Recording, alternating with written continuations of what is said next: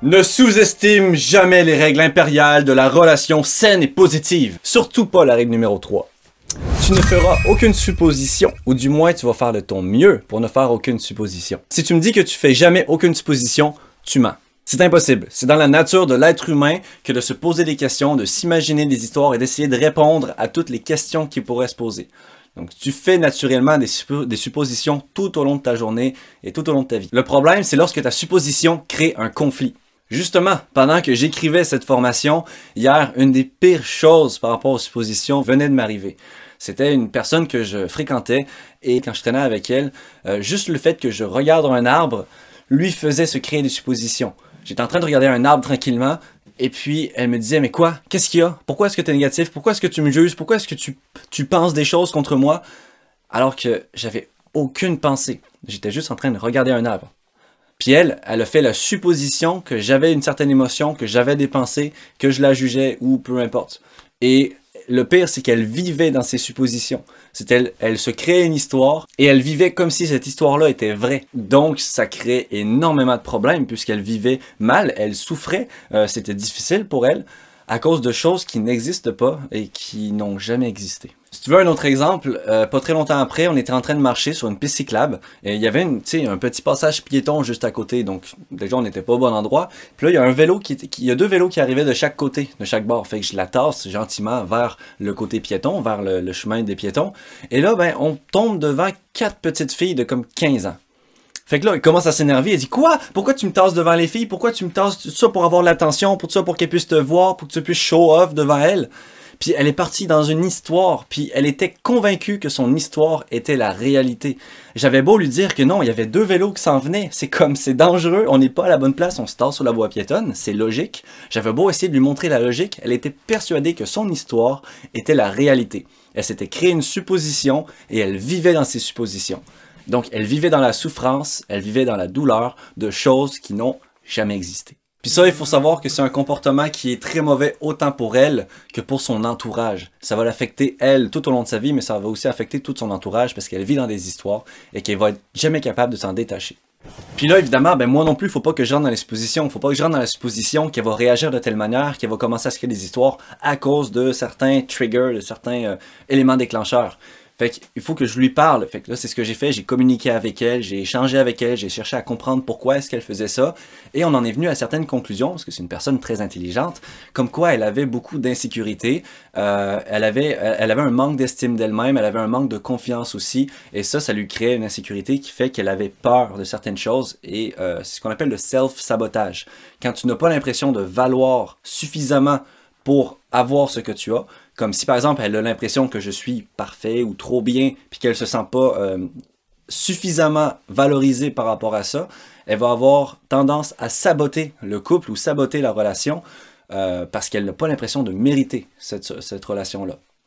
Et donc, elle va essayer de trouver le négatif, elle va essayer de trouver dans toutes ses suppositions, tout ce qui pourrait confirmer sa croyance qu'effectivement, elle ne mérite pas ça, ou alors il y a forcément quelque chose qui cloche, il y a forcément quelque chose de mauvais en moi. Et ça, c'est un manque d'estime, c'est un manque de confiance en soi qui va créer ça. Maintenant, observe ta propre vie, ta propre relation et ta situation actuelle. Essaie de voir où est-ce que tu fais des suppositions et quand est-ce que tu t'imagines des choses. Il faut bien faire la différence entre les faits, ce qui existe, ce qui se passe, et l'interprétation des faits. Exactement comme les exemples que j'ai énoncés. Le fait, c'est que je la prends, je la tasse sur la voie piétonne, il y a 4 filles en face.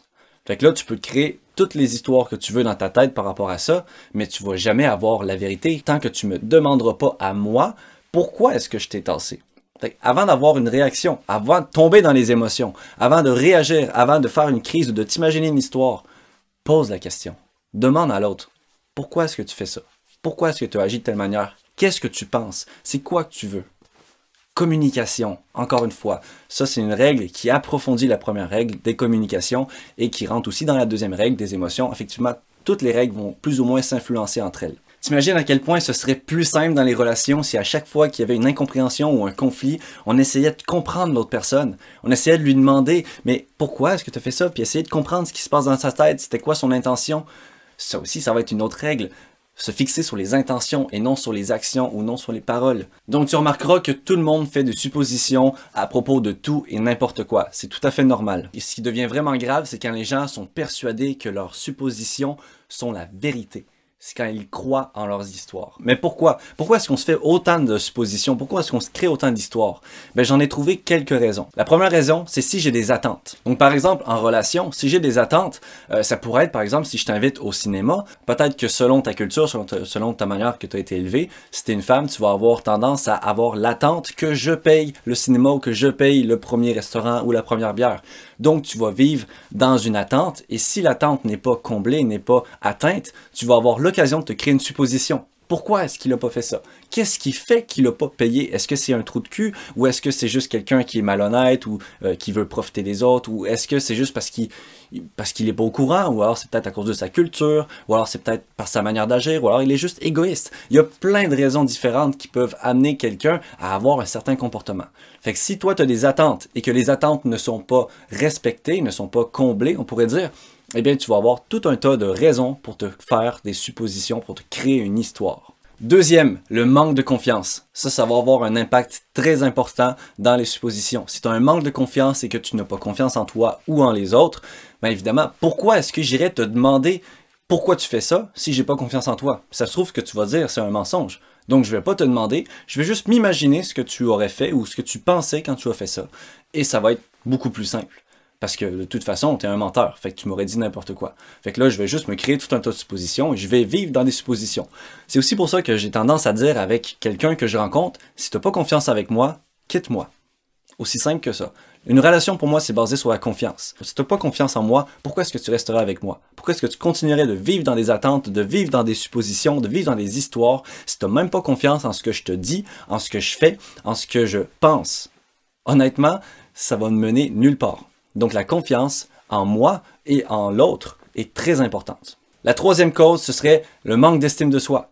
Si j'ai un manque d'estime de moi, je vais remettre en cause tout ce que j'ai. Je ne vais pas avoir l'impression que je vaux ce que j'ai et je vais remettre cette chose-là en question. Comme par exemple dans un couple, si je suis avec une femme merveilleuse, parfaite, que je trouve admirable, je vais me demander, mais qu'est-ce qu'elle me trouve? Pourquoi est-ce qu'elle est avec moi?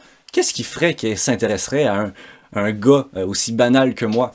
Fait que si j'ai un manque d'estime, ben, je vais me poser tout un tas de questions qui vont mettre en doute la connexion que j'ai avec cette personne-là, qui vont mettre en doute ses actions, parce que là, je vais me dire, il y a sûrement un petit quelque chose, là, il y a sûrement un petit mensonge, il y a sûrement une anguille derrière la roche, comme on dit, parce que là, toutes ces actions, elle peut pas être aussi généreuse, elle peut pas être aussi intéressée et gentille envers quelqu'un qui ne vaut rien comme moi. Donc, il y a forcément quelque chose de mal, il y a sûrement une mauvaise intention en arrière de ça. Puis je vais essayer d'aller trouver ces intentions-là à travers des histoires, à travers des suppositions, et ça va juste ruiner mon couple ou ruiner la relation. La quatrième cause, avoir un ego surdimensionné. Si tu as un ego surdimensionné, pourquoi est-ce que tu irais poser la question à l'autre de c'est quoi son intention? Moi, je sais tout. Je connais la vérité. Je sais pourquoi tu as fait ça. Tu as fait ça pour telle raison, parce que je sais que tu penses ça. Même pas besoin d'aller te poser la question. Je connais la vérité, c'est mon ego qui me le dit. Parce que je vais pas, anyway, me rabaisser à te poser la question. Je vaux bien plus que ça, voyons donc. Quand tu penses déjà tout savoir, c'est tellement évident que tout ce que tu as vécu avec ton expérience incroyable, tu as raison. Tu as toujours raison. Et aussi, ton ego, il sert à te protéger. Parce que si tu poses la question, on va dire pour quelqu'un qui tu penses qui te trompe, ben si tu lui poses la question, ça peut créer de la douleur ou un conflit. Parce que s'il dit oui, je te trompe, dans ce cas-là, tu vas souffrir à cause de ta question. Tu vas souffrir du fait que tu as demandé à chercher la vérité.